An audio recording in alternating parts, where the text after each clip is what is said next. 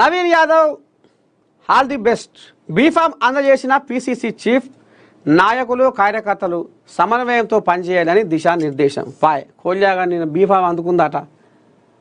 ఇక కోల్యాగా ఇప్పటికే తెల్లగుర్ర మీద పోతుందే, ఎట్లా కొంకులు నరకాలని బీఆర్ఎస్ కోల్యాగాలు కంచె ఒత్తులు పెట్టుకొని చూస్తున్నారట.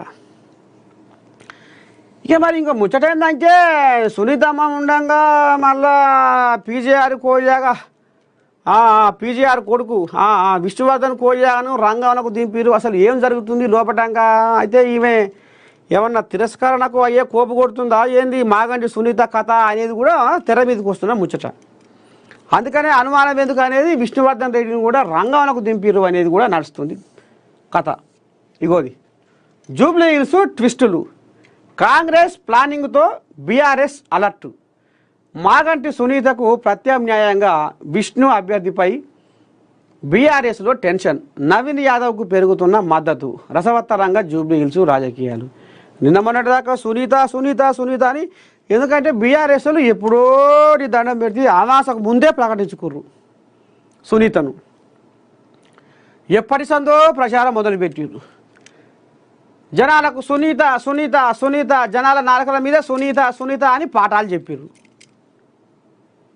మళ్ళీ ఇప్పుడు సునీతను మర్చిపోయే కాడికి వచ్చింది కథ. ఎందుకంటే విష్ణువర్ధన్ రెడ్డిని రంగంలో దింపగానే వరకు ఏంది గద్దరగోళము,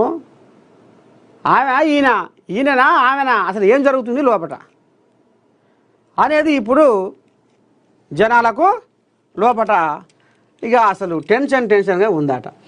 జూబ్లీ హిల్స్లో కాంగ్రెస్ ఎత్తుగడలు బీఆర్ఎస్ను షేక్ చేస్తున్నాయి. కాంగ్రెస్ ప్లానింగ్తో ఏకంగా అభ్యర్థి విషయంలోనే జాగ్రత్తలు తీసుకుంటుంది.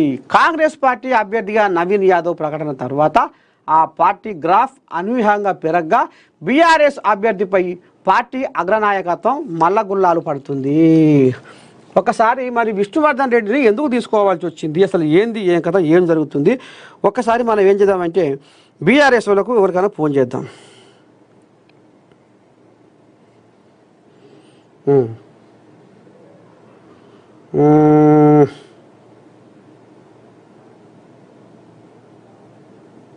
సుమిత్ర ఆనంద్కు ఫోన్ చేద్దాం. బీఆర్ఎస్ రాష్ట్ర నాయకురాలు సుమిత్ర ఆనంద్ ఏమంటది, ఏం కథ?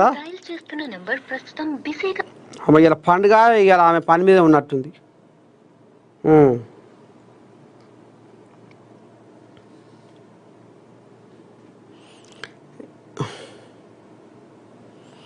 లేదా అక్కడ రఘుపతికి ఫోన్ చేద్దాం. ఈయనేమంటాడు, ఈయన బీఆర్ఎస్ పార్టీ రాష్ట్ర నాయకులు పెద్ద మనిషి, మరి ఈయన పండుగ పని మీద ఉండా.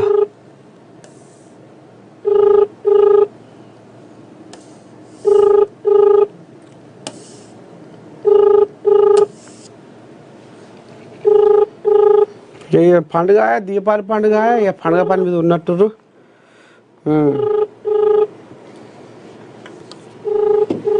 సరే, మొత్తానికి ఏదో అనుమానం ఉంది ఈమెకు. మరి సరైన బలం దొరుకుతలేదా, జనాల ఆదరణ లేదా,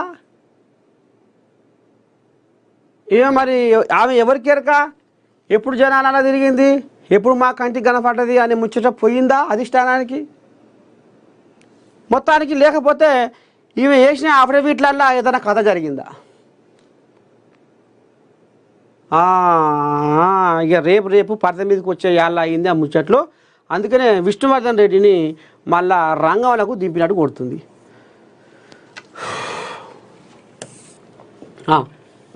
బీజేపీకి బీఆర్ఎస్ బి టీం.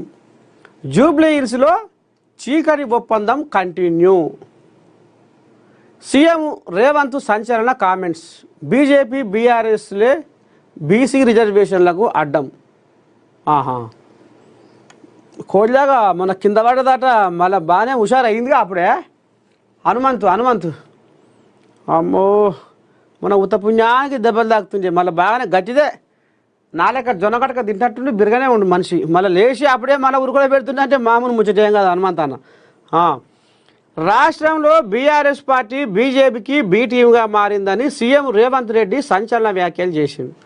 గత పార్లమెంటు ఎన్నికల్లో రహస్య ఒప్పందంతో బీజేపీకి బీఆర్ఎస్ మద్దతు ఇచ్చిందని, అందుకే బీఆర్ఎస్ డిపాజిట్లు కోల్పోతే బీజేపీ 8 సీట్లు గెలిచిందని ఆరోపించారు.